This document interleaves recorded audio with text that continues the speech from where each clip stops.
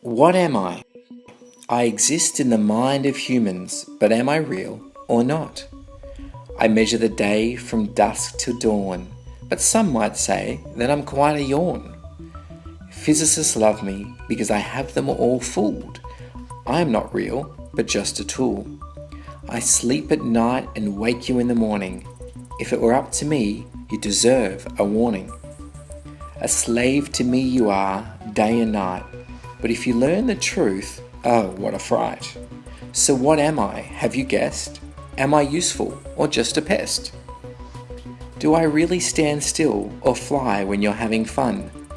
Am I the clock making you all run? Am I truth or the mind's fiction? Am I real or just superstition? I am time. And ladies and gentlemen, it is time we all learn the truth. Time weaves its way into every aspect of our life, dictating our thoughts, beliefs, and emotions. Who we see ourselves to be is because of time. We are born at a specific time, we get older in time, and we will die at the end of our time. But what happens in between all of that verges on criminal. We believe, and so we experience, that at certain points in time, the body begins to change, in often painful ways. Things begin to sag, begin to hurt, go grey, and deteriorate.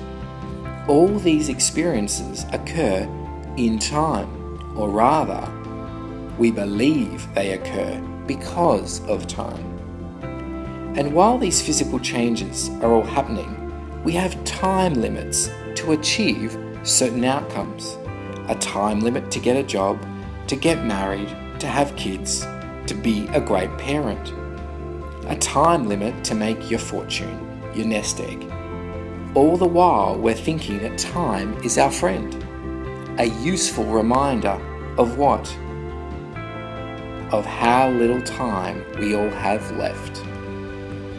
Consider that time is made up. Who made it up? We did. The day we began to measure it, we forgot something very important. That to define something is to define ourselves.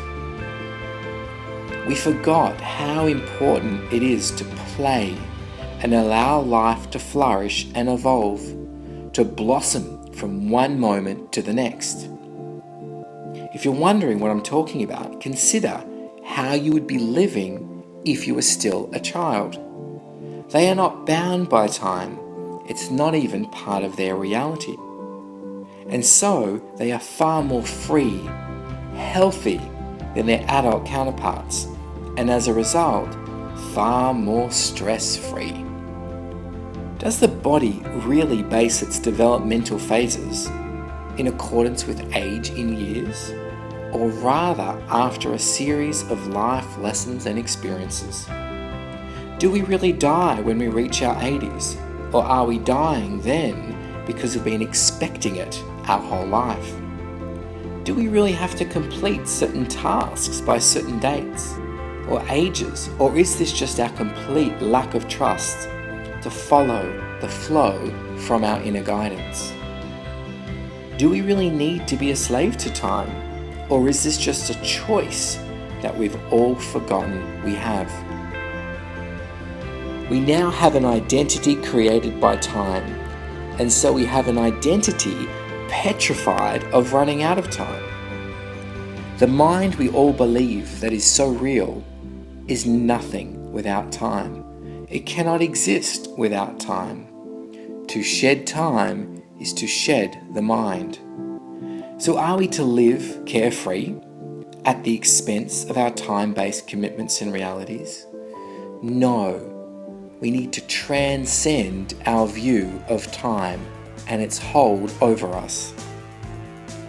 Time does not exist out there in the universe. It exists within each of us. The human body has become a recorder of time rather than its purpose, an instrument of awareness. Our bodies have become the clock, and still we wonder why we age so quickly. The universe is happening all the time, in and around time, beyond it, not dependent on it in any way whatsoever.